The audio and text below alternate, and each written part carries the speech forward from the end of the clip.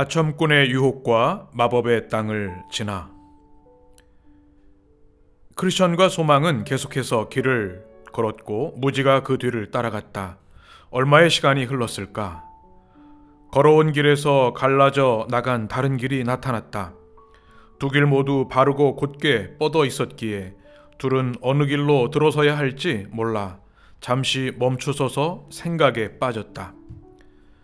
두 순례자가 망설이고 있는 그때 얼굴이 어둡고 흰옷을 입은 사람이 다가와 왜 여기서 서성이냐고 물었다.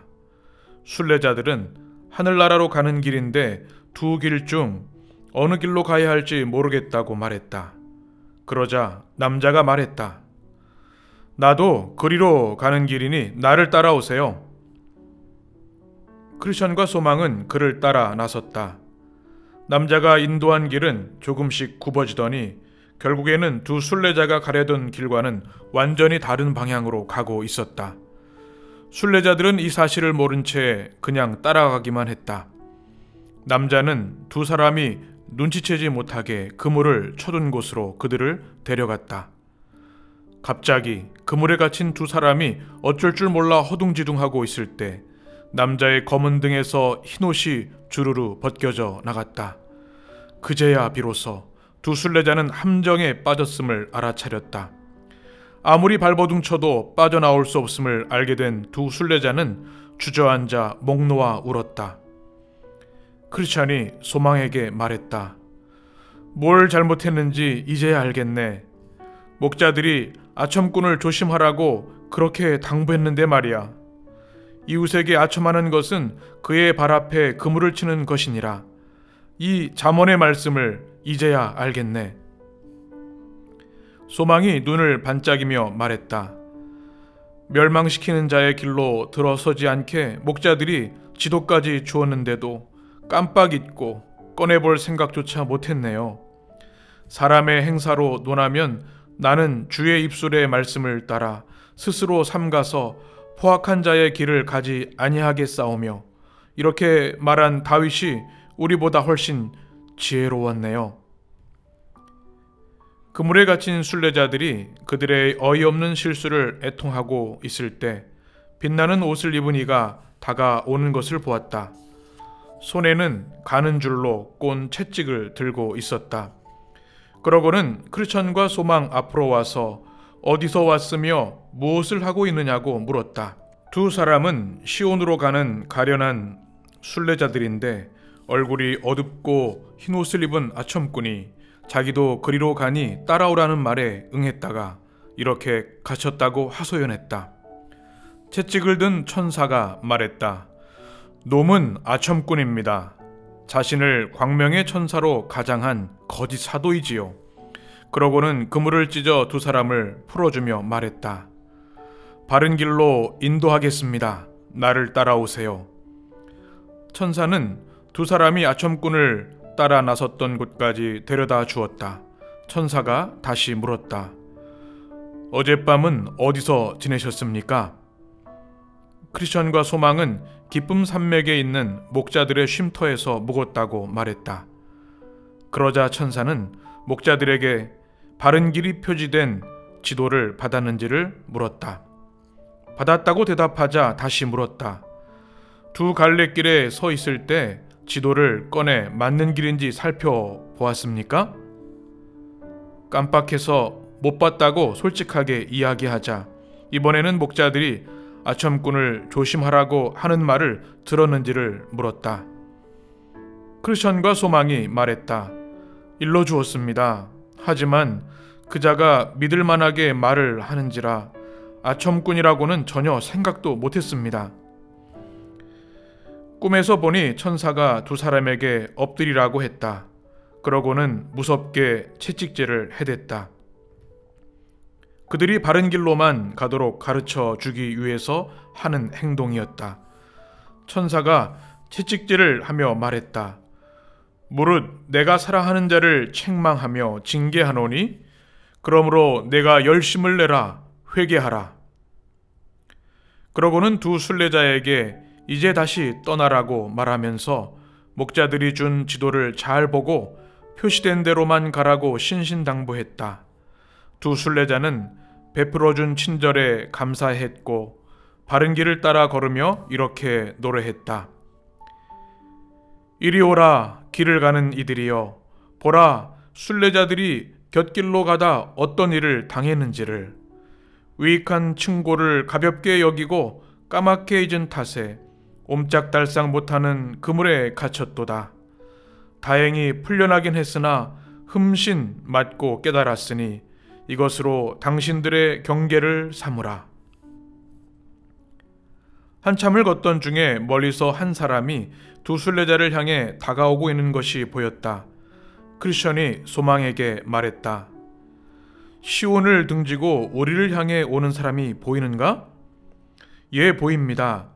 저 사람도 아첨꾼일 수 있으니 조심해야겠습니다. 양쪽 여행자들은 점점 가까워져 서로 얼굴을 마주하게 되었다. 그 남자는 자신의 이름이 무신론자라고 소개하며 두 순례자에게 어디로 가는 길이냐고 물었다. 시온산으로 가고 있습니다. 크리스천이 대답했다. 그러자 무신론자가 한바탕 낄낄거리며 웃었다. 왜 그렇게 웃는 겁니까? 크리스천이 물었다. 이렇게 지루한 여행을 군말 없이 하는 꼴이 무지해 보여서 웃음이 저절로 나는 걸 어쩌겠어. 가진 고생을 하며 여행을 계속해봐야 그저 고통만 더해갈 뿐 아무 유익이 없으니 말이오. 우리가 하늘나라에 들어가지 못할 거란 말씀입니까? 크리스천이 따지듯이 물었다. 어딜 들어간다고요? 당신들이 소망하는 곳은 세상 어디에도 없어. 무신론자가 비웃는 듯 말했다. 하지만 장차 다가올 세상에는 분명히 있습니다. 크리스천이 힘주어 말했다. 나도 고향집에 있을 때 하늘나라에 대해 들었어. 그때부터 그곳을 찾으러 자그마치 20년이나 헤매고 다녔단 말이오. 허나 길을 나섰던 날부터 지금까지 더 이상의 진전이 없었어. 우린 둘 다 그곳에 대한 이야기를 들었습니다. 꼭 찾을 것이란 말입니다. 나도 믿지 않았다면 그 성을 찾겠다고 이렇게까지 멀리 오지는 않았을 거요. 내가 당신들보다 훨씬 더 오래 찾았지만 천국은 어디에도 없었어. 있다면 못 찾을 리 없지 않소? 난 지금 있지도 않은 곳을 찾느라고 그동안 버려두었던 즐거움을 찾고 또 그것을 즐기러 집으로 돌아가는 길이라오. 무신론자가 말했다. 그러자 크리스천이 소망에게 말했다. 저 사람 말이 정말이라고 생각하나? 소망이 야무지게 말했다. 조심해야 합니다. 아첨꾼 중 하나일지도 모르니까요. 지난번에 이런 사람 말을 들었다가 얼마나 고통스러웠는지 기억나시죠? 시온산이 없다는 건 말이 안 되죠. 기쁨산맥 꼭대기에서 천국문을 바라보지 않았습니까? 우리가 지금 믿음으로 바른 길을 걸어가고 있는 것이 아닌가요? 채찍을 든 천사가 다시 우리를 따라잡기 전에 어서 가시죠. 형제님이 나를 깨우쳐 주셔야 하는데 오히려 내가 이런 말씀을 드리게 됐네요. 성경에 이런 말씀이 있습니다. 내 아들아, 지식의 말씀에서 떠나게 하는 교훈을 듣지 말지니라. 그러니 그의 말을 믿지 마세요. 영혼을 구원함에 이르는 믿음을 가진 자니라는 말처럼요. 소망 형제, 자네에게 그렇게 물은 건 진리를 의심해서가 아니네. 형제의 마음 중심에서 나오는 정직한 믿음의 열매를 확인하고 싶었던 거라네. 저 사람이 이 세상의 우상에 눈이 멀었다는 걸 나도 알고 있네. 모든 거짓은 진리에서 나오지 않는다는 말씀을 우리 둘 다 믿고 있으니 어서 가세. 소망이 밝은 목소리로 말했다. 이제 하나님의 영광을 바라게 되어 너무 기쁩니다. 그래서 두 순례자는 무신론자를 떠나갔고 무신론자 역시 두 사람을 비웃으며 제 갈 길로 갔다. 꿈에서 보니 크리스천과 소망은 계속 걸어 어떤 마을에 들어서고 있었다. 그 마을의 공기는 그곳에 들어서는 나그네들을 저절로 졸게 만들었다. 마을 입구에 들어서자 행동이 둔해지고 졸음이 쏟아지는 것을 느낀 소망이 크리스천에게 말했다. 왜 이렇게 졸리는지 모르겠어요. 너무 졸려 눈을 뜰 수가 없어요. 잠시 눈 좀 붙였다 가요. 크리스천이 말했다. 절대로 안 되네. 여기서 잠들었다간 다시 일어나지 못할 걸세. 소망이 물었다. 왜 그러세요? 지친 사람에게 잠이 얼마나 달콤한지 아시잖아요. 잠시만 자도 온몸이 개운해질 거예요. 목자들 중 한 사람이 마법의 땅을 조심하라고 했던 말을 잊었는가? 그건 잠들지 않도록 주의하라는 뜻이네.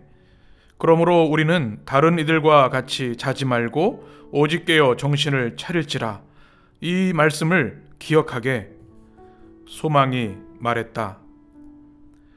제가 잘못했습니다. 혼자 왔더라면 여기서 졸다가 죽을 뻔했어요. 두 사람이 한 사람보다 나으니라고 한 지혜자의 말이 옳다는 걸 이렇게 깨닫네요. 형제님과 동행하게 된 건 하나님의 은혜입니다. 형제님은 수고에 합당한 상을 받을 겁니다. 크리스천이 말했다. 졸음도 깰 겸 유익한 이야기를 나눠보세나. 소망이 대답했다. 그렇게 하지요. 무슨 이야기부터 시작할까? 하나님께서 우리와 함께 하신 일부터 시작하는 게 어떨까요? 괜찮으시면 형제님이 먼저 말씀하세요. 그러자 크리스천이 노래를 불러보겠다고 했다.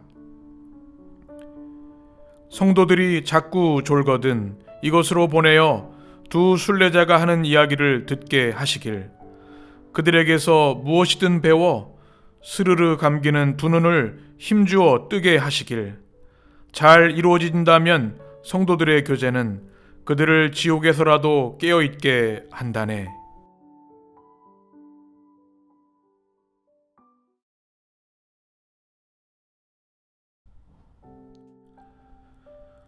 소망의 회심과 믿음의 친구 신실. 크리스천은 이야기를 시작했다. 질문 하나 하겠네. 형제는 어떻게 이 여행을 시작하게 됐는가? 어떻게 해서 처음에 영혼의 행복에 관심을 갖게 되었느냐는 말씀이시죠? 소망이 되물었다. 맞네, 바로 그걸세. 소망이 말했다. 나는 오랫동안 허영시장에서 살 수 있는 물건들이 주는 기쁨에 푹 빠져 살았지요. 여전히 그런 식으로 살았다면 아마 멸망과 파멸의 구렁텅이를 피할 수 없었을 거예요. 어떤 것들이었는가? 크리스천이 물었다. 이 세상에 모든 보화와 재물들이 다 있었죠. 저는 난동 부리고 흥청거리고 술을 퍼마시고 욕하고 거짓말하고 부정을 저지르고 안식일을 어기는 것 등 영혼을 파괴하는 것들에 미쳐 살았어요. 모두 제 영혼을 갉아먹는 것들이었지요. 그러던 어느 날 형제님 이야기도 듣고 허영시장에서 믿음과 선한 삶을 보여주며 순교하신 신실 형제를 보면서 저도 거룩한 것에 대해 곰곰이 생각하게 되었습니다. 제가 즐기던 일들이 죄의 삭슨 사망이요. 이런 하나님의 진노가 불순종의 아들들에게 임한다는 것을 깨닫게 됐어요. 그러면 그런 사실을 깨닫게 되자 곧 믿음의 능력이 나타나던가? 크리스천이 물었다. 아닙니다. 처음엔 죄가 악하다는 것과 죄의 저주가 임한다는 걸 인정하지 않으려 했지요. 말씀이 제 마음을 흔들기 시작했을 때에도 진리의 목소리를 외면하려 애를 썼어요. 하나님께서 성령의 역사하심을 통해 은혜를 베풀어 주신다는 사실을 외면하려 한 이유가 무엇인가? 크리스천이 자세히 물었다. 여러 가지 이유가 있었습니다. 첫째는 그게 하나님의 역사인 줄 몰랐습니다. 하나님께서 죄를 깨닫게 하심으로 죄인을 돌이키시는 역사를 하신다고는 꿈에도 생각을 못했어요. 둘째로 여전히 육신은 죄의 달콤함에서 벗어나지 못했고 버리고 싶지도 않았어요. 셋째로 옛 친구들과 어울리는 게 너무 좋아서 차마 헤어질 생각을 못했으니까요. 마지막으로 죄의식에 사로잡힐 때마다 너무 괴롭고 두려워서 견딜 수가 없었어요. 떠올리고 싶지도 않았으니까요. 그런 상태에서 죄의식의 고통에서 벗어날 때도 있었나? 크리스천이 물었다. 예, 하지만 잠시뿐이었어요. 곧 번번이 다시 일어났고 이전처럼 아니 더 심한 고통에 빠지곤 했지요. 어떤 것이 죄를 다시 떠올리게 했는가? 이런 경우들이죠. 거리에서 착한 사람을 만나거나 성경 읽는 소리가 들릴 때나 이웃 사람이 병들었다는 소식을 듣거나 누군가를 추모하기 위한 종소리를 들었을 때, 죽음을 생각하거나 누군가 갑자기 죽었다는 소식을 들었을 때죠. 특히 내가 곧 심판을 받게 될 것이라는 생각이 들 때는 더욱더 심했지요. 소망은 과거의 기억을 떠올리며 답했다. 이런 일들로 인해 죄의식이 들 때 쉽게 떨치고 자유로워질 수 있었는가? 아니요. 죄의식이 양심을 단단히 붙잡고 있어서 떨쳐버릴 수가 없었어요. 예전처럼 다시 죄를 짓는다고 생각만 해도 고통이 더욱더 커지곤 했지요. 소망이 말했다. 그런 때는 어떻게 했나? 어떻게 해서든 제 생활 방식을 바꿔야 한다고 생각했어요. 바꾸지 않으면 저주를 피할 수 없다고 생각했으니까요. 노력은 해봤나? 물론입니다. 죄를 피하는 것은 물론이고 죄 짓는 친구들도 버렸어요. 기도하고 성경도 읽었지요. 눈물로 죄를 회개하고 이웃 사람들에게 진리의 말씀을 전하는 등 신앙적인 책임도 열심히 했고요. 그 밖에도 너무 많아 일일이 열거할 수도 없답니다. 소망이 대답했다. 그렇게 했을 때 마음이 평안해졌는가? 소망이 솔직하게 대답했다. 네, 잠시 동안은요. 하지만 아무리 애를 써봐도 고통이 다시 몰려오더군요. 완전히 변화된 후인데 어떻게 그런 일이 생길 수가 있나? 크리스천이 의아해하며 물었다. 여러 가지 원인이 있다고 생각해요. 우리의 의는 다 더러운 옷 같으며 너희도 명령받은 것을 다 행한 후에 이르기를 우리는 무익한 종이라 우리가 하여야 할 일을 한 것뿐이라 할지니라. 율법의 행위로서는 의롭다함을 얻을 육체가 없느니라 같은 성경 말씀이 생각났어요. 그래서 하나하나 곰곰이 생각해 봤지요. 내 의가 모두 더러운 누더기에 불과하다면, 율법의 행위로는 아무도 의롭다함을 얻을 수 없다면, 모든 일을 다 행해도 쓸모없는 인간이라면 율법을 잘 지켜서 하늘나라에 가겠다는 것이 참으로 어리석기 짝이 없다는 생각이 들었습니다. 계속 생각해 봤어요. 가게에 엄청난 외상 빚을 진 사람이 그 빚을 모두 갚은 후에도 그 빚이 장부에서 삭제되지 않은 채 남아있다면 가게 주인은 그 사람을 고소하거나 감옥에 넣어서라도 빚졌다고 한 금액을 받아내려고 할 거라는 소리죠. 빚? 어떻게 그런 상황을 형제 자신에게 적용했는가? 크리스천이 의아해하며 물었다. 소망이 대답했다. 제 말을 들어보세요. 저는 죄를 많이 지었기 때문에 하나님의 회개장부에 엄청난 빚이 남아 있을 거예요. 제가 지금 아무리 바르게 산다 해도 오래된 빚을 다 갚을 수 없어요.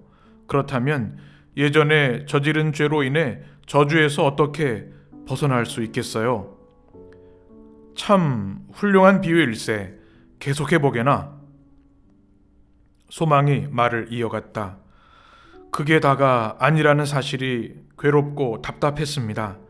제대로 살아보려고 최선을 다해봤지만 자세히 들여다보면 여전히 죄가 섞여 있어요.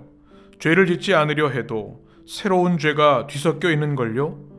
그래서 제가 내린 결론은 내가 의무를 다하며 잘 살아왔다는 자부심이 있다 해도 이전에 한 점 흠 없이 살았을지라도 오늘 내가 범한 죄만으로도 지옥의 각오도 남는다는 것입니다. 그래서 어떻게 하기로 했나? 어떻게 하긴요. 신실 형제에게 마음을 털어놓기까지는 어떻게 해야 할지 몰랐어요. 우린 서로 절친한 사이였거든요. 신실 형제가 죄 없으신 분의 의를 덧입지 않는 한 자신의 의나 온 세상의 의를 다 끌어모아도 구원받지 못한다고 했지요. 신실 형제의 말이 옳다고 생각했어? 소망이 말했다. 스스로 열심히 노력해서 생활 방식을 바꾼 것에 만족하고 즐거워하던 때에 그런 이야기를 들었다면 바보 같은 소리라고 흘려버렸을 거예요. 하지만 내가 한없이 무력하고 최선을 다한 행동에도 죄가 악착같이 달라붙어 있다는 것을 깨달았기 때문에 그의 의견을 받아들일 수밖에 없었어요. 그런 이야기를 처음 들었을 때 정말로 전혀 죄를 짓지 않은 사람이 있을 수 있다고 생각했었나? 솔직히 말해서 처음에는 그 이야기가 이상하게 들렸어요. 하지만 신실 형제와 이야기를 하다 보니 그런 분이 계시다는 믿음이 생겼어요. 그분이 누구신지, 또 어떻게 하면 그분의 능력에 힘입어 의롭다함을 얻을 수 있는지 물어봤나? 네, 물어봤어요. 그분은 지극히 높으신 하나님의 오른편에 앉아 계신 주 예수님이라고 했어요. 이 세상에 계시면서 행하신 일들과 고난받으시고 십자가에 달려 돌아가셨다는 사실을 믿으면 의롭다 하심을 얻을 수 있다고도 했어요. 그래서 그분의 의로움이 어떻게 하나님 앞에서 다른 사람을 의롭다 할 수 있는지 신실에게 물었죠. 예수님은 전능하신 하나님이신데 그분이 행하신 모든 일들과 죽으심이 자신을 위한 것이 아니라 나를 위한 것이며 나를 위해 그분이 행하신 일들을 믿으면 그 일들의 가치가 전부 내 것이 된다고 했어요. 크리스천이 물었다. 그래서 어떻게 했지? 못 믿겠다고 말했죠. 그분이 날 구원해 주실 이유가 없다고 생각했으니까요. 소망이 대답했다. 그랬더니 신실 형제가 뭐라고 하던가? 가서 직접 그분을 만나보라고 했어요.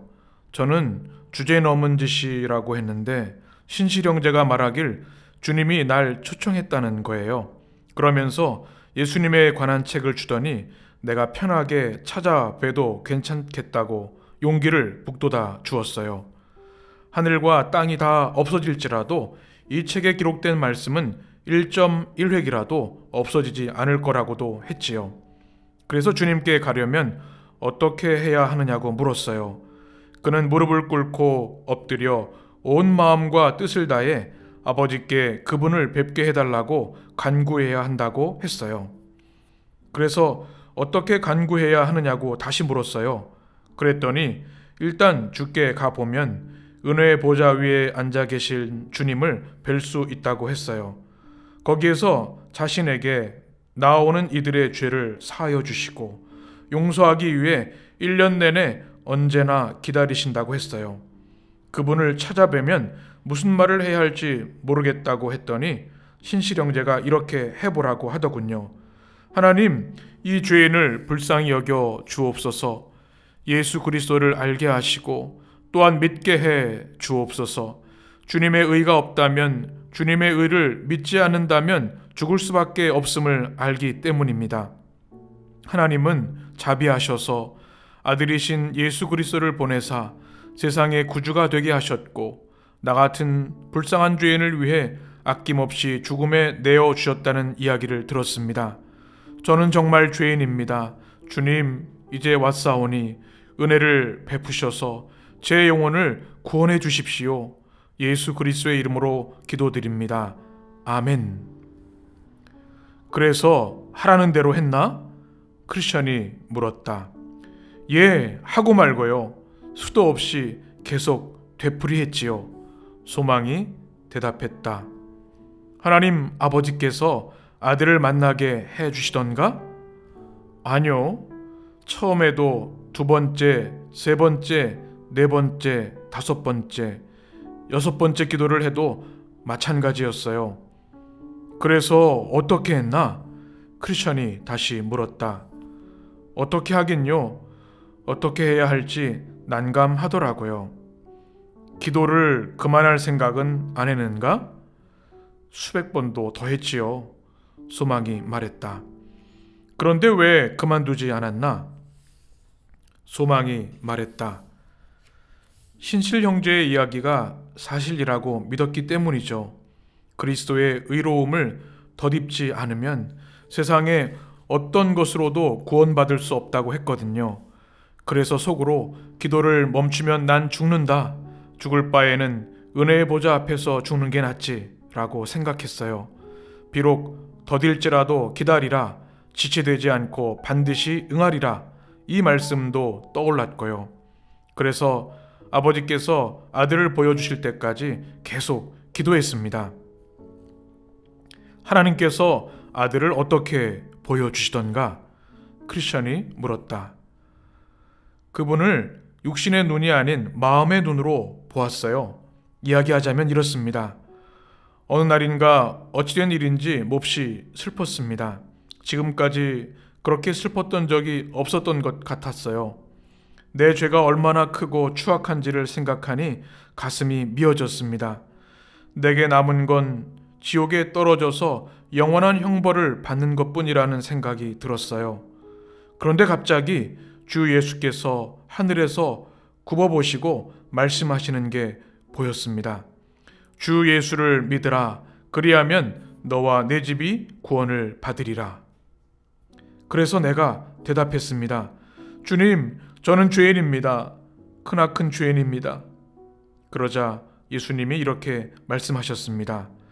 내 은혜가 내게 족하도다. 제가 주님께 여쭈었습니다. 주님, 믿는다는 게 뭔가요? 그때 내게 오는 자는 결코 줄이지 아니할 터이요 나를 믿는 자는 영원히 목마르지 아니하리라 는 말씀이 생각나면서 믿는다는 것과 그분께 나아간다는 것이 같은 뜻이라는 사실을 깨닫게 되었지요. 그리스도께 나아오는 자, 그리스도께서 구원해 주심을 진심으로 바라고 온 마음을 다하여 나아오는 자가 바로 주님을 믿는 자라는 사실을 깨달은 겁니다. 눈물이 쏟아져 울면서 여쭈었습니다. 주님, 나 같은 큰 죄인을 받아주시고 구원해 주시나요? 그때 주님의 음성이 들렸어요. 내게 오는 자는 내가 결코 내쫓지 아니하리라. 다시 여쭤봤어요. 하지만 주님, 제가 주님께 나아갈 때 제 믿음이 온전히 주님께 놓여 있는지 어떻게 알 수 있을까요? 그러자 이렇게 말씀하셨어요. 그리스도 예수께서 죄인을 구원하시려고 세상에 임하셨다 하였도다. 그리스도는 모든 믿는 자에게 의를 이루기 위하여 율법의 마침이 되시니라. 예수는 우리가 범죄한 것 때문에 내줌이 되고 또한 우리를 의롭다 하시기 위하여 살아나셨느니라. 그는 우리를 사랑하사 자기 피로 우리 죄를 씻으셨도다. 그는 하나님과 우리 사이의 중보시라. 그가 항상 살아계셔서 그들을 위하여 간구하심이라. 아멘. 이 말씀을 듣고 예수님의 인격적인 의로움을 덧입어야 하고 그분의 피로 내 죄를 씻어야 한다는 것을 깨달았어요. 주님께서 아버지의 율법에 순종하시어 징계를 받으신 것이 자신을 위해서가 아니라 그리스도께서 베푸신 구원을 받아들이고 감사하는 사람들을 위한 것이라는 것을 알게 됐지요. 마음엔 기쁨이 가득 차고 눈에서 눈물이 쏟아졌습니다. 내 마음은 주 예수 그리스도의 이름과 그 백성 그리고 예수 그리스도의 길에 대한 사랑으로 충만해졌습니다. 그리스도께서 참으로 소망 형제의 심령에 찾아오신 것이군. 그 일로 인해 형제의 심령에 어떤 변화가 일어났는지 이야기해보게나. 크리스천이 소망 형제를 바라보며 말했다. 제 아무리 의롭게 산다고 해도 세상에 속해 있는 한 저주받은 상태라는 걸 알았습니다. 하나님 아버지께서는 공의로우셔서 죄를 벌할 수밖에 없지만 독생자 예수께 나오는 죄인들은 의롭게 하신다는 사실을 깨달았지요. 그걸 깨닫고 나니 예전에 추악하게 살았던 삶이 너무나도 부끄러웠어요.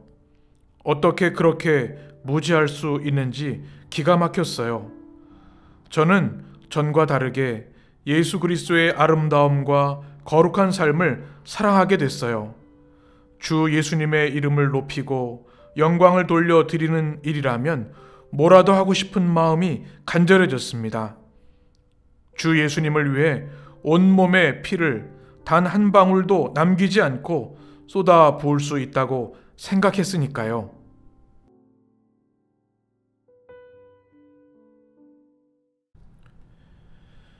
여전한 무지의 무지. 꿈에서 보니 소망이 무심코 뒤를 돌아보다 뒤따라오고 있는 무지를 보았다. 어슬렁거리며 따라오는 무지를 본 소망이 크리스천에게 말했다. 저 멀리에 무지가 오고 있는 거 보이세요? 보이네. 우리와 함께 가고 싶지는 않은 것 같군. 크리스천이 말했다. 소망이 말했다. 우리와 함께 왔더라도 딱히 해로울 게 없었을 텐데 저러네요. 그렇지? 하지만 무지는 분명 다르게 생각할 걸세. 소망이 말했다. 그런 것 같아요. 그래도 좀 기다려보죠. 두 사람은 잠시 멈춰 섰다. 크리스천이 무지에게 소리쳤다. 젊은 친구, 빨리 오게. 왜 그렇게 뒤쳐져서 오고 있나? 무지가 느긋하게 대답했다. 혼자 걷는 걸 즐기는 중입니다. 친한 사이가 아니면 뭉쳐 다니는 것보다는 혼자서 다니는 걸 훨씬 좋아합니다. 같이 가는 걸 좋아하지 않을 거라 했지. 하지만 한적한 곳이니 함께 이야기하며 가는 것도 좋을 것 같네. 크리스천이 소망에게 나지기 말하고는 다시 무지를 보고 말했다. 이야기를 나누며 같이 가도록 하지. 좀 어떤가? 하나님과 젊은이 사이 관계는 변함이 없는가? 좋은 것 같습니다.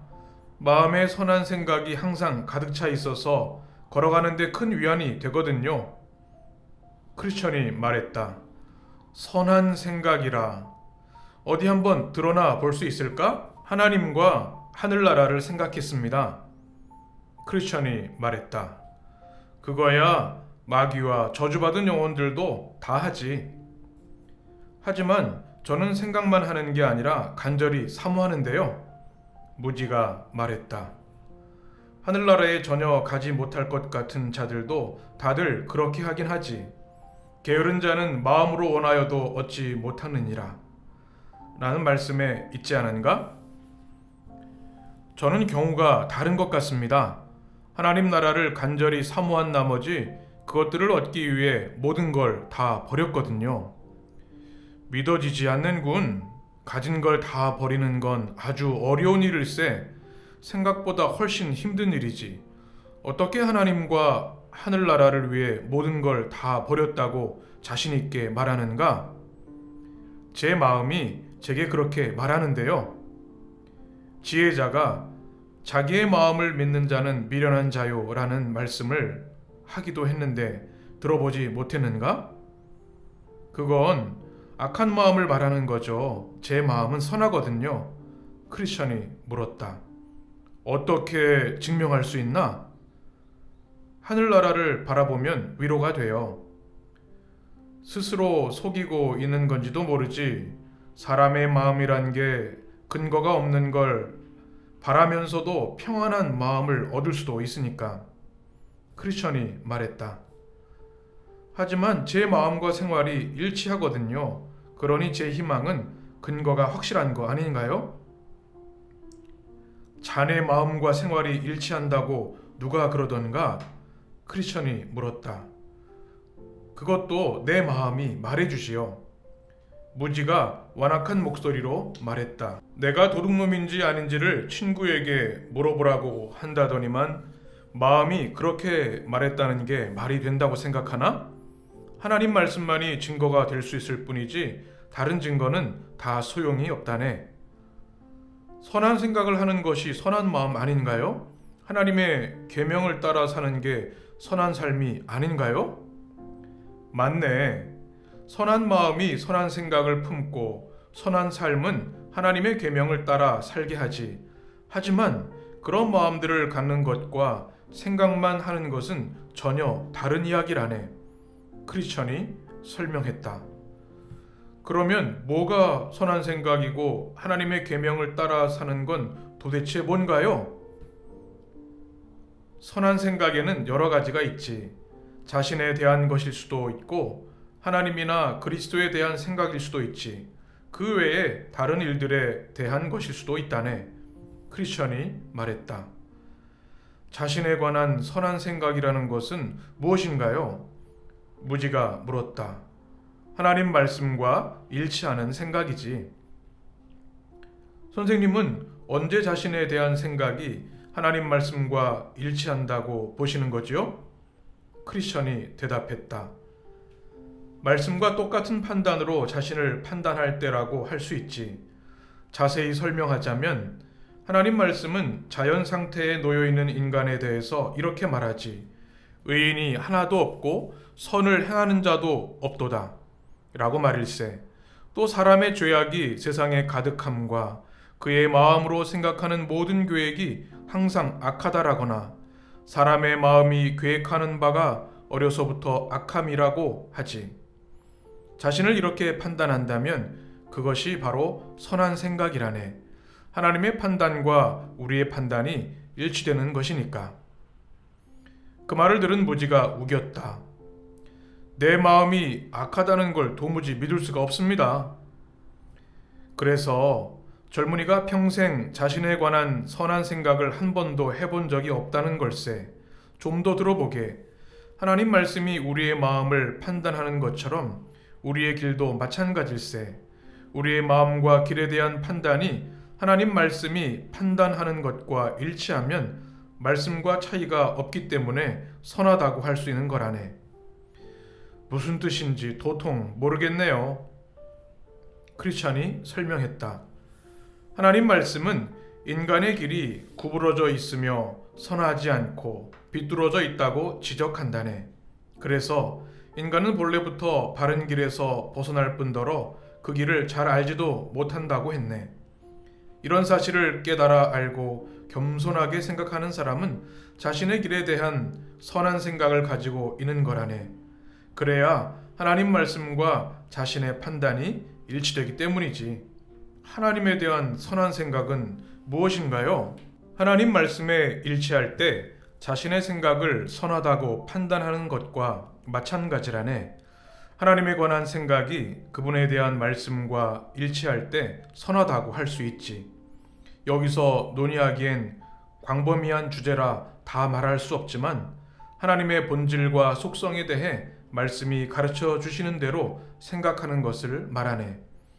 하나님께서 우리보다 우리를 더 잘 알고 계시며 우리 자신조차 모르는 죄까지 알고 계시네. 우리 마음 깊은 곳의 생각을 아시고 내면을 속속들이 지켜보고 계시지. 인간이 아무리 의로워도 하나님께는 악취를 풍길 뿐이고 최선을 다해 선한 행동을 한다 할지라도 자신 있게 그 앞에 설 수 없음을 철저히 깨달을 때 하나님에 대해 올바르게 생각하는 거라네. 저를 무슨 멍청이로 아시네요. 제가 하나님보다 저를 더 잘한다고 생각할 것 같은가요? 제 선행 따위로 하나님 앞에 나아갈 수 있다고 생각하는 놈으로 보이나요? 무지가 기가 막힌 듯 말했다. 그러면 자네는 이 일에 대해 어떻게 생각하는가? 한마디로 말해서 그리스도를 믿어 의롭다 하심을 받아야 한다고 생각합니다. 크리스천이 물었다. 그리스도가 왜 필요한지도 모르면서 그리스도를 믿어야 한다고 말하는 건가? 자네는 근원적인 결함도 실제적인 연약함도 전혀 깨닫지 못하고 있네. 스스로 하는 말과 행동을 미루어 짐작하건대 자네는 그리스도의 인격적인 의로움을 힘입어 하나님 앞에서 의롭게 여기심을 받을 필요성을 전혀 느끼지 못하는 것 같네. 그런데도 그리스도를 믿는다고 말하는 건가? 누가 뭐라고 해도 저는 분명히 다 믿습니다. 뭘 믿는다는 건가? 크리스찬이 물었다. 그리스도께서 죄인을 위해 돌아가셨다는 것을 믿지요. 주님의 법에 순종하면 너그럽게 받아주셔서 저주에서 풀려나게 하시고 하나님 앞에서 의롭다 하심을 인정받게 될 것도 믿고요. 그리스도의 공로를 힘입어 신앙적 의무를 다하려는 제 수고를 하나님께서 받아주시고 의롭다 여겨주실 것을 믿는다니까요. 자네의 신앙 고백에 대해 답을 해보겠네. 첫째로, 자네는 근거가 없는 신앙을 가졌네. 성경 말씀 어디에도 그런 기록이 없네. 둘째로, 거짓된 신앙을 가졌네. 그리스도의 인격적인 의로움을 취해 스스로 의롭다 여기기 때문이지. 셋째로, 그리스도를 자네의 인격을 보는 분이 아니라 자네 행위를 의롭게 하시는 분으로 만들고 있네. 넷째로, 이런 신앙은 속임수이기에 심판날에 전능하신 하나님의 진노를 피할 길이 없을 걸세. 인간을 의롭게 하는 참된 믿음이란 율법으로는 구원을 받을 수 없음을 깨달은 영혼이 피난처이신 그리스도의 의의 품으로 달려가게 하는 것이네. 그리스도의 의는 자네가 순종하는 것을 보신 하나님께서 그것을 의롭다고 여기시도록 만드는 은혜의 행위가 아니라네. 그리스도께서 율법에 순종하시고 우리가 마땅히 할 일과 받아야 할 고난을 대신 당하심으로 이루어지는 것이지. 참된 신앙은 바로 이런 의를 받아들이는 것이라네. 이 의로움을 덧입어야 하나님 앞에 흠없는 모습으로 설 수 있고 하나님께서 죄 많은 우리의 죄를 사해 주시며 하나님 품 안에 설 수 있는 것이라네. 무지가 소리쳤다. 뭐라고요? 우리 수고와 노력도 없이 그리스도께서 다 이루셨다는 걸 믿으라는 겁니까? 그런 식으로 생각한다면 인간은 정욕의 고삐가 느슨해져 제멋대로 살게 될 겁니다. 우리가 그렇게 자유롭게 살아도 그분의 의로우심만 믿는다고 하면 그리스도의 인격적인 의로움을 얻을 수 있으니 말입니다. 자네 이름이 무지라고 했나? 이름에 걸맞은 사람이네. 자네의 대답을 들으니 내 판단이 옳았다는 것을 정확히 알겠네. 어떤 의로움이 자네가 의롭다 하심을 받게 하는지도 어떻게 믿어야 자네의 영혼이 하나님의 맹렬한 진노를 피해 안전하게 되는지도 전혀 모르고 있으니 말일세. 게다가 그리스도의 의로움에 힘입어 구원을 받는다는 믿음이 어떤 결과를 가져오는지도 전혀 모르고 있네. 그런 믿음은 우리의 마음을 하나님 앞에서 굴복시키고 그분의 이름과 말씀, 그분의 길과 백성을 사랑하게 만들지. 영혼을 구원하는 믿음은 자네가 상상하는 것처럼 마음껏 악을 행하고도 용서를 받을 수 있는 것과는 전혀 다르단 말일세. 그것은 선한 일을 행하고 싶어하는 마음과 그것을 실천할 용기를 준다네. 옆에서 듣고 있던 소망이 말했다. 크리스찬 형제님, 무지에게 그리스도께서 하늘에서 나타나 주셨는지 물어보세요. 그러자 무지가 놀라서 말했다. 뭐라고요? 두 분은 계시를 믿는단 말인가요? 난 두 분처럼 계시에 대해 이러쿵저러쿵 이야기하는 사람들은 정신이 좀 어떻게 된 사람들이라고 생각하는데요? 소망이 말했다. 젊은이, 그리스도는 하나님 안에 감추어져 있어서 육신의 힘으로는 절대로 파악할 수 없다네. 하나님 아버지께서 아들을 보여주시지 않으면 누구도 구원의 은혜를 모른다는 말일세. 무지가 툴툴거리며 말했다. 두 분은 그렇게 믿으시면 되겠네요. 저는 제 식대로 믿겠습니다. 해괴망측한 생각에 사로잡혀 사는 건 좋지 않죠. 그리고 제 믿음이 두 분 믿음만큼은 된다고 생각하니까요. 그러자 크리스천이 말했다. 한마디만 더 하겠네. 이 문제는 그렇게 가볍게 이야기할 문제가 아니라네. 내 친구가 확실하게 말했지만 하나님 아버지께서 계시해 주시지 않으면 누구도 예수 그리스도를 알 수 없다고 확실히 말할 수 있네. 믿음도 마찬가지네. 우리 영혼이 그리스도를 단단히 붙잡게 해주는 바른 믿음도 하나님의 넘치도록 크신 능력에서, 권능에서 나오는 것이라네. 그러니 정신 바짝 차리고 자신의 추악함을 바로 보고 예수님께로 달려가게. 예수님이 곧 하나님이시니까 말이야. 오직 그분의 의, 곧 하나님의 의를 통해 저주에서 벗어나 구원받을 수 있다네. 크리스천이 말을 마치자 무지가 말했다. 두 분은 너무 빨리 걸으시네요. 저는 힘들어서 못 따라가겠어요. 먼저들 가세요. 천천히 뒤따라가겠습니다. 두 순례자가 말했다. 무지여, 어리석음을 고수하려는가? 수없이 선한 말로 충고했건만 한다면 멀지 않아 악한 일을 당하게 되리니 잊지 말게나. 더 늦기 전에 망설이지 말고 선한 가르침을 귀 기울여 듣고 명심하게나. 조언을 소홀히 여긴다면 길을 잃게 되고 말 거라네. 말을 마치고 크리스천이 소망에게 말했다. 소망 형제, 이제 우리끼리 걸어야 할 것 같네.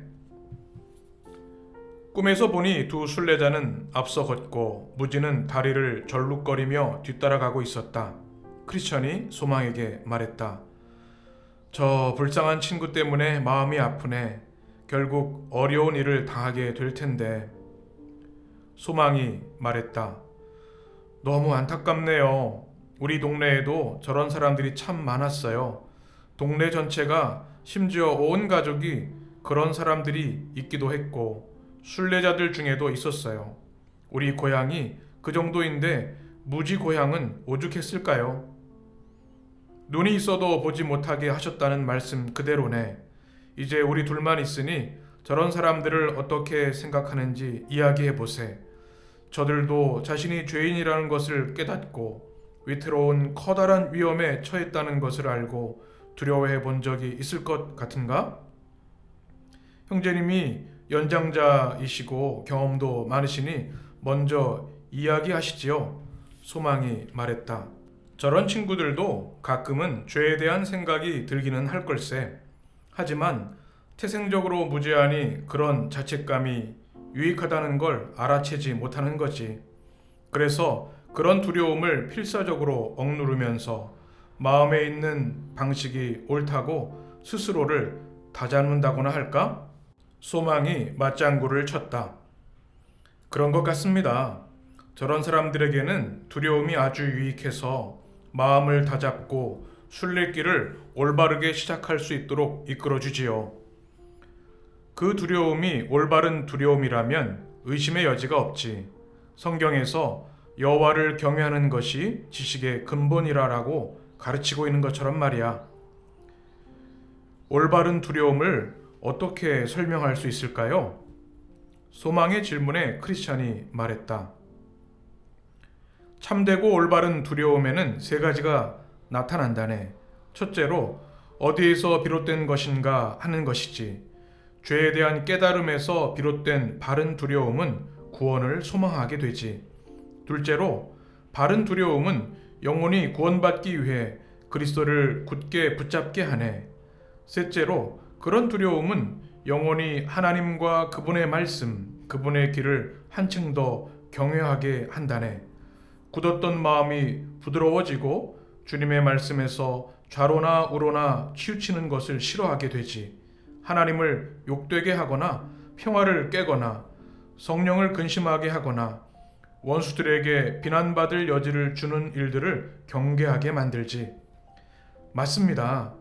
분별할 수 있게 핵심을 정확히 짚어주셨네요. 이제 마법의 땅을 거의 다 지나오지 않았을까요? 왜? 이야기가 지루해서 그러나? 아닙니다. 그저 어디쯤 왔는지 궁금해서요. 소망이 손사래를 치며 말했다. 앞으로 3km 남짓 더 가야 한다네. 다시 하던 이야기로 돌아가세. 무지한 자들은 자신의 죄를 깨닫는 데서 오는 두려움이 자신들에게 유익하다는 걸 전혀 모른다네. 그래서 그 두려움을 떨쳐버리려 몸부림을 칠 뿐이지. 두려움을 떨쳐버리려 어떤 노력을 하는 거죠? 첫째로, 그런 두려움은 하나님께서 주시는 것이지만 그들은 마귀가 주는 두려움으로 여긴다네. 자신들을 멸망시키려는 것으로 여기니 기어코 떨쳐버리려 하게 되지. 둘째로, 그런 두려움이 자신의 믿음을 망친다고 생각하네. 실제로는 망칠 믿음이 전혀 없다는 것을 모르는 게 애석할 따름이야. 그래서 그런 두려움이 생기지 못하게 마음을 굳게 닫는 것이라네. 셋째로, 아무것도 두려워해서는 안 된다고 생각하지. 속으로는 두려워 벌벌 떨면서도 겉으로는 의연한 척 한다네. 넷째로, 오랫동안 스스로를 거룩하다고 여겨온 알량한 자존심을 두려움이 무너뜨릴까 걱정하지. 그러니 온 힘을 기울여 저항하는 것이라네. 소망이 말했다. 제가 알고 있는 것도 몇 가지 있네요. 저도 제 모습을 깨닫기 전에 그렇게 생각한 적이 있었거든요. 그렇군. 이제 무지 형제의 이야기는 이쯤에서 끝내고 다른 유익한 주제로 넘어가 보세. 좋습니다. 이번에도 형제님이 먼저 시작해 주세요. 소망이 말했다. 자네 혹시 10여 년 전에 자네의 고향에 살던 잠시라는 사람을 알고 있는가? 당시만 해도 믿음이 좋기로 이름이 났던 사람이네. 크리스천이 물었다. 알고 말고요. 정직시에서 3km가량 떨어진 타락시라는 곳에 살았어요. 배반이라는 사람과 이웃사촌이었죠. 맞네. 둘이 한 지붕 아래에 살았지. 그는 한때 자신이 지은 죄가 심각하다는 것과 엄청난 죄의 대가를 치러야 한다는 것을 깊이 깨달았었네. 소망이 말했다. 맞습니다. 제가 그 사람 집에서 5km 정도 떨어진 곳에 살았어요. 종종 찾아와 눈물을 흘리곤 했지요. 참 가엾더라고요. 그래도 가망이 전혀 없는 것 같지는 않았어요. 하지만 주여 주여 부른다고 모두 구원의 소망이 있는 건 아니니까요. 크리스천이 말했다. 언젠가 날 찾아와서 지금 우리처럼 자기도 순례 여행을 떠나기로 결심했다고 하더군. 그러더니 갑자기 자기 구원이라는 사람과 친해지더니 전혀 다른 사람이 돼버렸지. 그 사람 이야기를 했으니 어째서 그를 비롯한 사람들이 갑자기 뒷걸음쳐 되돌아서는지에 대해 이야기하면 좋겠습니다. 아주 유익할 것 같네. 소망 형제가 먼저 말해보게. 제 생각엔 4가지 이유가 있는 것 같습니다.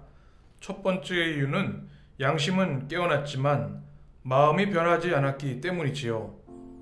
죄책감이 수그러들면 경건한 마음을 자극했던 것들이 사그러지는 거죠. 결국 자연스럽게 예전 모습으로 되돌아가게 되는 겁니다. 마치 아픈 개가 먹었던 것을 전부 다 토해내는 것과 같아요. 그러고 싶어서 그러는 게 아니라 속이 불편하기 때문에 어쩔 수 없이 그렇게 되는 거죠. 아픈 게 잦아들고 속이 편안해지면 먹고 싶은 욕심에 토해놓은 걸 깡그리 핥아먹지요. 개가 그 토하였던 것에 돌아가고 라는 말씀 그대로인 겁니다. 단지 지옥의 끔찍한 고통에 대한 두려움 때문에 천국을 소망한다면 그 두려움이 잦아드는 순간 하늘나라와 구원에 대한 열망도 식게 되는 겁니다. 죄의식과 두려움이 사라지면 하늘나라와 하늘나라에서 누릴 행복에 대한 열망도 사라지니 다시 제 길로 돌아가는 거죠. 두 번째 이유는 두려움에 사로잡혀 그것에 압도되었기 때문이지요. 다시 말해 사람을 두려워한다는 거죠. 사람을 두려워하면 올무에 걸리게 되거니와 라는 성경 말씀대로요. 지옥불이 타는 소리가 귓가에 쟁쟁하게 들리는 동안에는 하늘나라를 열렬하게 소망하는 것처럼 보이지만 공포가 약해지면 금세 다른 생각을 하게 되지요. 가지고 있는 모든 걸 다 잃을 수도 있는 모험을 피하고 쓸데없는 어려움을 스스로 사서 하지 않으려면 세상의 기준에 맞춰서 현명하게 판단하는 게 좋겠다고 생각하는 거죠. 그러니 다시 세상에 빠지게 된다는 말입니다. 세 번째는 신앙을 가진 걸 부끄럽게 여기는 것이 마음의 걸림돌이 되기 때문이지요. 자만하고 오만해서 참된 믿음을 천박하고 하찮은 것으로 여기죠. 그러니 지옥과 다가올 진노에 대해 무감각해지면 다시 옛날로 돌아가는 거죠. 네 번째는 스스로 비참한 자리에 떨어질 것을 생각할 때마다 죄책감과 공포가 함께 떠오르는 게 부담스럽고 괴롭기 때문이지요. 고통을 당하기도 전에 비참한 처지에 대해 생각하기가 싫은 겁니다. 두려운 생각이 들 때 의로우신 주님께로 달아나면 안전할 수 있는데 두려움을 피하기에 급급한 거지요. 일단 하나님의 진노와 두려움에 대한 인식이 흐릿해지면 마음을 완악하게 먹고 마음을 점점 더 굳게 하는 길로 가는 거지요. 크리스천이 말했다. 딱 맞는 지적일세. 근본적으로 마음과 의지가 전혀 바뀌지 않았다는 것이네. 마치 재판관 앞에 선 죄인과 같은 모습이지. 겉으로는 죄책감에 몸을 떨며 진심으로 죄를 뉘우치는 것 같지만 속마음은 교수형에 대한 두려움이 더 크다고 할 수 있다네. 그러니 감옥에서 풀려나면 곧 다시 예전처럼 범죄를 저지르게 된다네. 정말로 마음을 바꿨다면 절대로 그렇게 할 수는 없지. 갑자기 돌이키는 이유를 제가 이야기했으니 옛길로 돌아가는 방식에 대해 말씀해 주세요. 그렇게 하겠네. 먼저 그들은 하나님과 죽음 그리고 다가올 심판에 대해 아예 생각하려 하지 않는다네. 그러고는 골방에서 은밀하게 기도를 드린다거나 정욕을 억누르거나 정신을 바짝 차리거나 스스로 지은 죄를 괴로워하는 등의 개인적인 의무를 소홀히 하게 되지. 더불어 그리스도인들과 따뜻하고 진심 어린 교제를 기피하게 된다네. 이렇게 사적인 저항을 계속하다가 후에는 설교를 듣는 일이나 성경을 읽거나 경건 모임에 참석하는 것 등 공식적인 의무에도 냉담해진다네.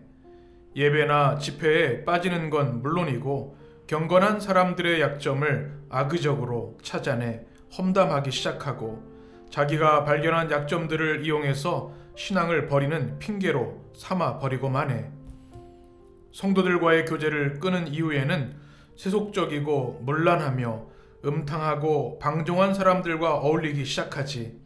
새로 알게 된 사람들은 음란하고 외설적인 것들을 마구 부추긴다네. 물론 처음부터 그러지는 않았겠지만 말이야. 그러다가 평소에 경건하다고 생각한 사람이 그렇게 하는 걸 보면 보란듯이 더욱 담대하게 그런 짓을 더 한다네. 그 다음엔 공공연하게 죄를 짓는다네. 결국은 마음이 굳어져 본색을 드러내게 되지. 은혜의 기적이 막지 않는 한 다시 고통의 구렁텅이로 빠져들게 된다네. 그들은 스스로를 속이며 영원히 멸망당하게 되지.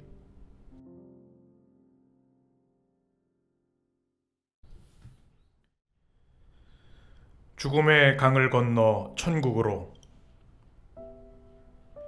꿈에 보니 순례자들이 마법의 땅을 벗어나 뷸라의 땅으로 들어갔다.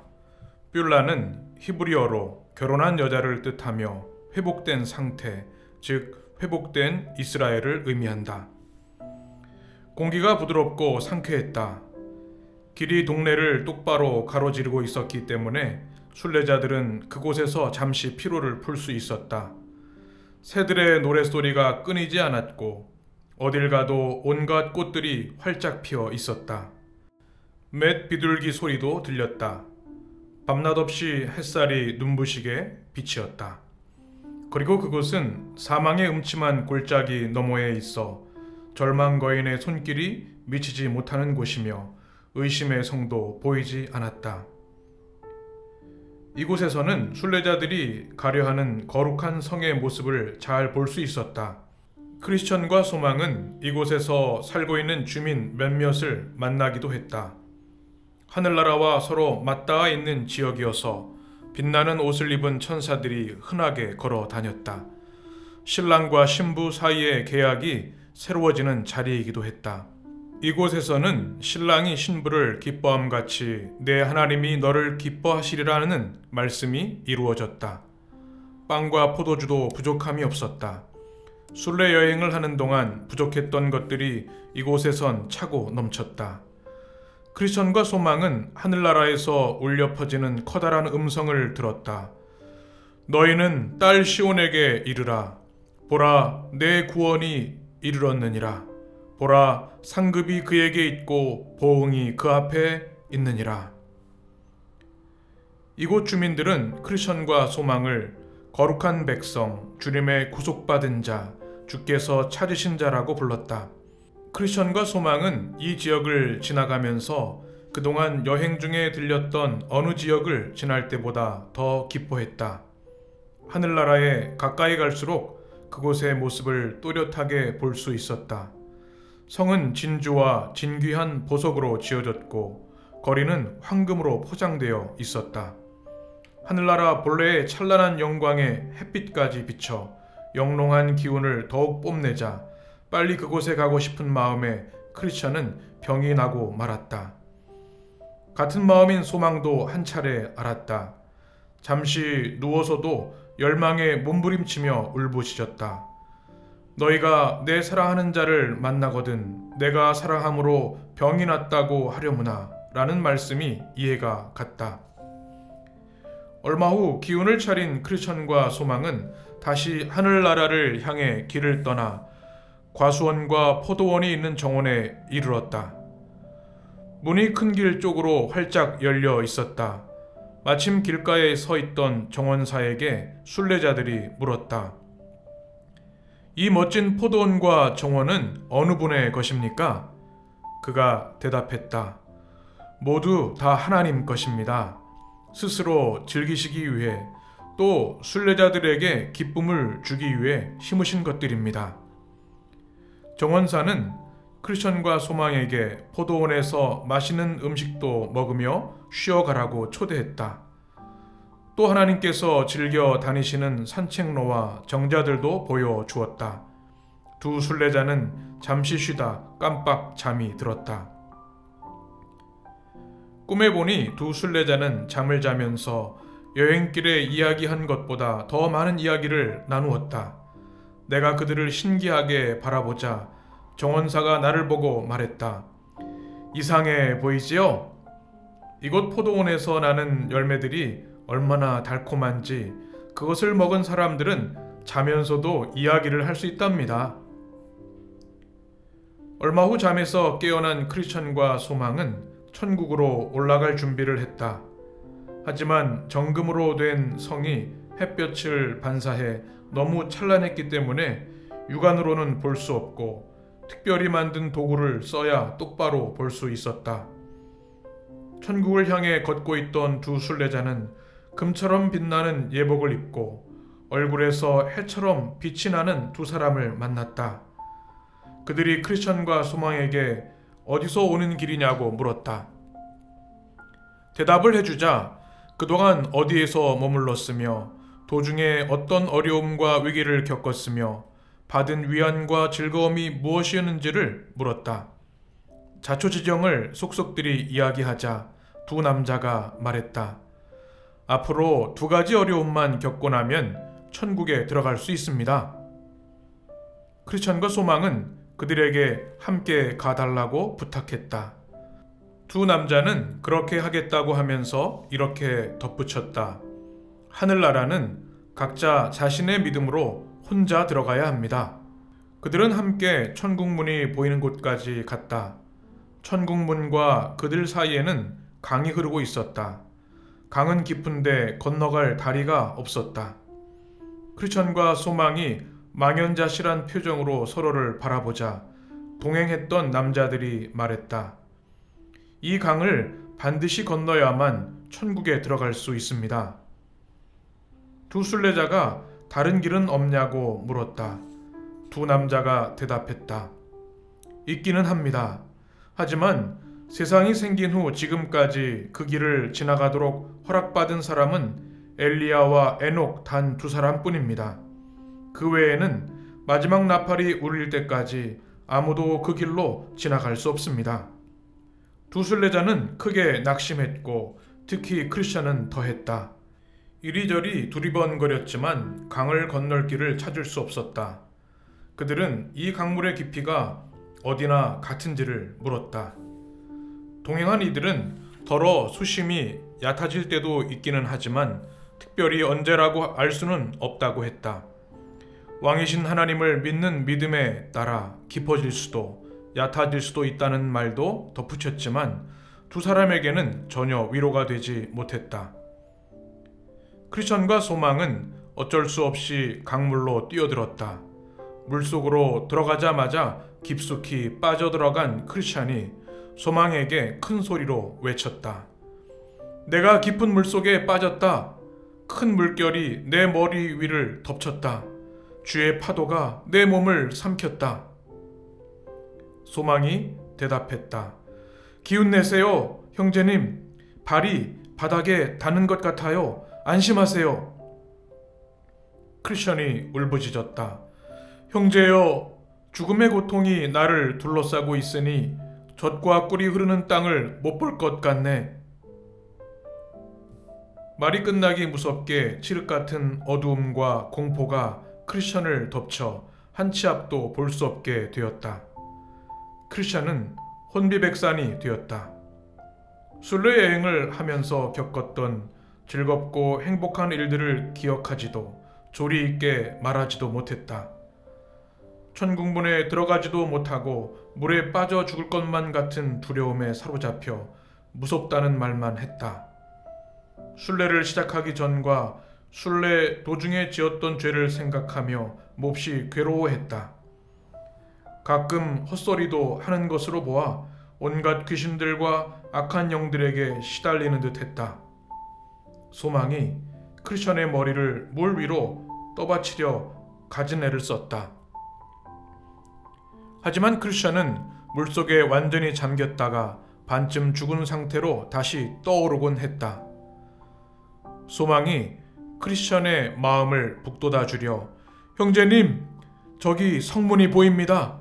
사람들이 우리를 영접하러 기다리고 있어요. 라고 말했다. 하지만 크리스천은 이렇게 대답했다.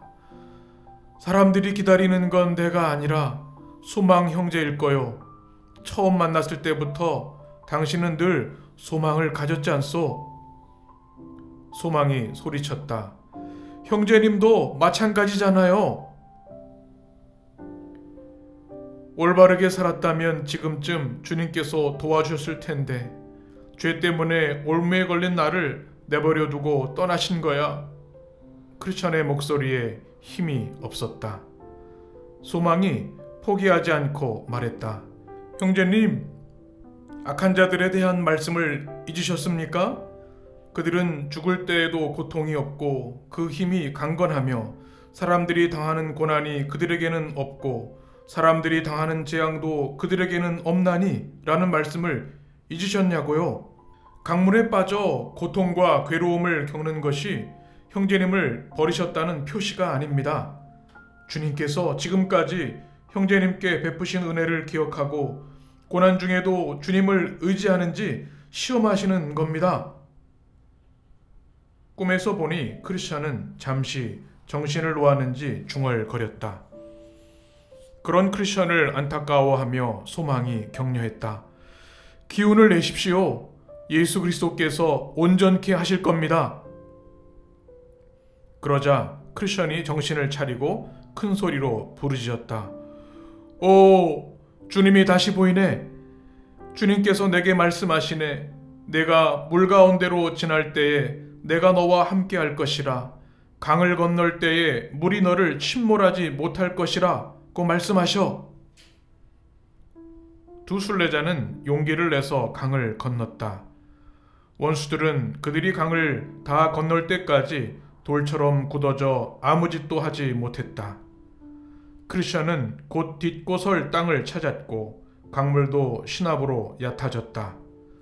두 순례자는 무사히 강을 건너 마침내 건너편 강가에 이르렀다. 강물에서 올라오자 빛나는 옷을 입고 순례자를 기다리며 서 있던 두 사람이 인사하며 말했다. 우리는 구원의 상속자들을 섬기도록 보내심을 받은 영들입니다.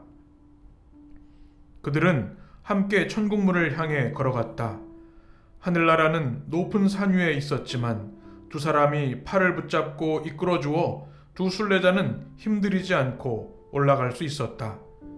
두 순례자는 강물에 육신의 옷을 버리고 나왔다. 강에 들어갈 때는 입고 있었지만 나올 때는 벗어버리고 나온 것이다. 하늘나라는 구름보다 더 높은 곳에 세워져 있었지만 앞에서 천사들이 끌어주고 무거운 육신의 옷도 버린 덕에 순식간에 올라갔다. 순례자들은 즐겁게 이야기하며 하늘나라로 올라갔다. 무사히 강을 건넌 데다 자신들을 도와주는 영광스러운 동료들까지 함께 있어 마음이 평안했다. 순례자들은 빛나는 옷을 입은 이들과 하늘나라의 영광에 관한 이야기를 했다. 천사들은 천국의 아름다움과 영광은 말로 다 표현할 수 없다고 했다. 시온산과 하늘의 예루살렘, 그곳은 셀 수 없이 많은 천사들, 온전해진 의인들의 영이 있는 곳입니다. 여러분은 하나님의 낙원으로 가서 생명나무를 직접 보고 영원토록 시들지 않는 열매를 먹게 될 것입니다. 그곳에 가면 흰옷을 받아 입고서 매일 그리고 영원토록 왕과 함께 걸으며 이야기를 나눌 것입니다. 이 세상에서 살며 보았던 슬픔, 질병, 고통, 죽음 같은 것들을 다시는 보지 못할 것입니다. 왜냐하면 이전 것들이 다 사라져 버렸기 때문이지요. 이제 아브라함과 이삭과 야곱, 선지자들, 그리고 하나님께서 장차 올 재앙에서 건져내 자기 침상 위에서 편히 쉬고 있는 사람들도 만날 것입니다. 모두 하나님의 의로움 안에서 살고 있습니다. 순례자들이 물었다. 거룩한 곳에서 무엇을 해야 합니까? 빛나는 이들이 대답했다. 그동안의 모든 수고에 대해 위로를 받고 슬픔 대신 기쁨을 얻을 것입니다. 여기까지 오는 동안 뿌린 씨앗, 즉 이 길을 오면서 왕이신 하나님께 드린 기도와 눈물, 고난의 열매를 거두게 될 것입니다. 황금 면류관을 쓰고 거룩하신 분을 항상 뵙는 즐거움도 누리게 될 것입니다. 왜냐하면 거기서 그분의 참모습 그대로 볼 것이기 때문입니다. 세상에 있을 동안 잘 섬기고 싶었지만 육신의 연약함 때문에 찬양하지 못하고 소리 높여 외치지 못하고 감사하며 섬기지 못했던 주님을 이곳에서는 항상 섬기게 될 것입니다. 전능하신 분의 모습을 보고 기뻐하며 그분의 청아한 음성을 듣는 기쁨을 누릴 것입니다.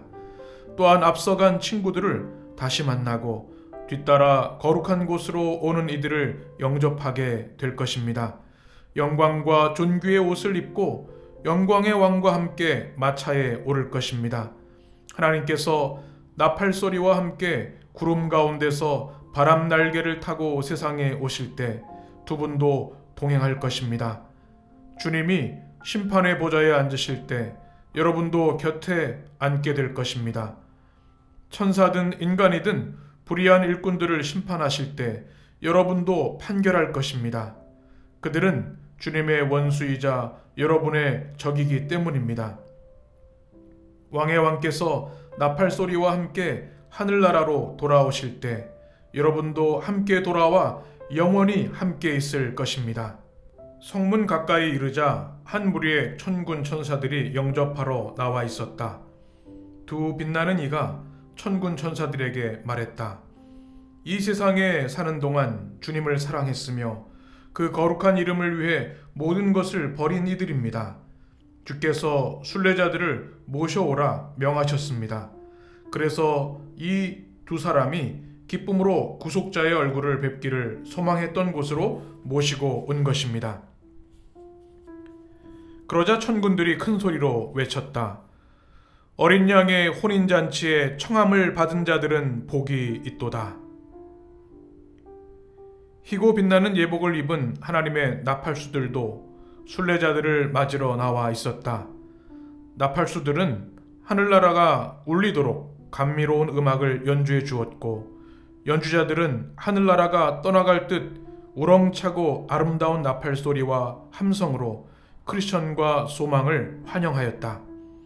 그러고는 순례자들을 사방으로 둘러쌌다. 마치 귀한 사람을 호위해 더 높은 곳으로 모셔가려는 듯이 전우좌우로 에워싼 후에 계속 아름답고 우렁차게 연주를 하며 나아갔다. 마치 온 하늘나라가 크리스천과 소망을 맞이하러 나온 것처럼 보였다. 함께 걸어가는 동안 연주자들은 즐거운 음악에 표정과 몸짓을 더해 크리스천과 소망이 한 가족이 된 것을 환영한다는 신호를 보냈다. 마중 나오게 돼서 말할 수 없이 기쁘다고도 말했다. 하늘나라를 향해 걸어가는 동안 크리스천과 소망은 천사들의 모습과 아름다운 음악 소리를 들으니 하늘나라에 들어가기도 전에 이미 하늘나라에 들어와 있는 것 같았다. 그들은 천국이 한눈에 보이는 자리에 이르렀다. 그때 두 순례자를 환영하기 위해 성 안의 종들이 한꺼번에 울렸다. 무엇보다도 순례자들을 감격하게 한 것은 이렇게 좋은 이들과 영원토록 함께 살게 되었다는 사실이었다. 크리스천과 소망의 기쁨을 어떻게 말과 글로 다 표현할 수 있겠는가? 두 순례자는 성문 앞에 이르렀다. 성문에는 금으로 새겨놓은 글귀가 있었다. 그의 계명을 지키는 자는 복이 있나니 이는 그들이 생명나무에 나아가며 문들을 통하여 성에 들어갈 권세를 받으려 함이로다. 꿈에서 보니 환하게 빛나는 옷을 입은 이들이 크리스천과 소망에게 문을 두드리라고 했다. 문을 두드리자 에녹, 모세, 엘리야가 문 앞에 나타났다. 두 사람을 대신해서 하나님의 천사들이 그들에게 말했다. 하나님을 사랑하기 때문에 멸망의 도시를 떠나 여기까지 온 순례자들입니다. 크리스천과 소망은 순례를 시작할 때 받았던 증명서를 보여주었다. 증명서는 왕께 올려졌고 이를 살펴본 왕께서 물으셨다. 이들이 지금 어디에 있느냐? 누군가가 대답했다. 문 밖에 서서 기다리고 있습니다. 왕이 대문을 열어주라 명하고 말씀하셨다. 신의를 지키는 의로운 나라로 들어오게 할지어다. 크리스천과 소망이 문 안으로 들어섰다. 문턱을 넘는 순간 두 사람의 모습은 완전히 달라졌고 황금처럼 빛나는 예복을 입고 있었다. 수금과 면류관도 받았다. 수금은 찬양할 때 사용하는 악기였고 면류관은 임금의 영예를 상징했다. 다시 모든 종들이 한꺼번에 기쁨의 종을 울렸다. 어디선가 내 주인의 즐거움에 참여할지니라 라고 말하는 소리가 들렸다. 크리스천과 소망이 큰 소리로 노래했다. 보좌에 앉으신 이와 어린 양에게 찬송과 존귀와 영광과 능력을 세세토록 돌릴지어다. 두 순례자를 받아들이기 위해 문이 활짝 열렸을 때 성안을 들여다보니 그곳에는 새처럼 밝게 빛나는 도시가 있었다. 면류관을 쓴 사람들이 종려나무 가지를 들고 금으로 만든 하프를 연주하며 주님을 찬양하고 있었다. 날개 달린 천사들은 쉬지 않고 거룩하다 거룩하다 거룩하다 주 하나님이라고 서로 화답하였다. 곧 문이 닫혔다. 그곳을 보고 나니 나도 들어가서 함께 살고 싶은 마음이 간절해졌다. 모든 광경을 유심히 보고 무심코 고개를 돌려 뒤를 보았다. 무지가 강가에 다가가는 게 보였다. 그런데 크리스천과 소망이 당했던 어려움과는 비교도 안 될 만큼 어려움 없이 쉽게 강을 건넜다. 헛된 소망이라는 사공이 그를 태워줬기 때문이었다. 강을 건넌 무지가 크리스천과 소망처럼 산을 올라 성문을 향해 갔다. 마중을 나오거나 격려해주는 사람 하나 없이 혼자였다. 성문 앞에 선 무지는 쓰여진 글귀를 읽곤 문을 두드리기 시작했다. 두드리기만 하면 즉시 문을 열어줄 것으로 생각하는 모양새였다. 성문 위에서 내려다보던 사람들이 물었다. 어디서 왔소? 원하는 게 뭐요? 무지가 대답했다. 나는 주 앞에서 먹고 마셨으며 주님은 길거리에서 우리를 가르쳤습니다. 그러자 성 안에 있던 사람들은 왕께 올려드릴 증명서가 있는지 물었다. 무지는 주머니란 주머니는 죄다 더듬어 보았지만 찾을 수가 없었다.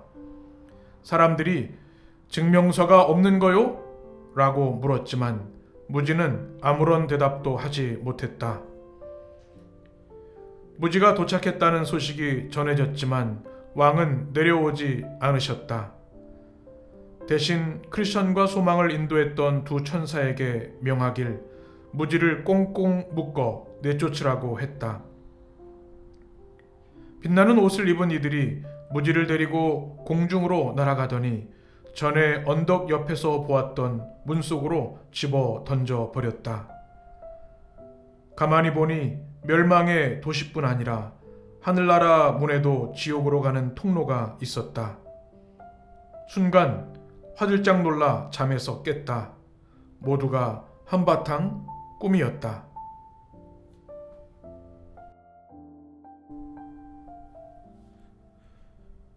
저자 존 버년의 결론.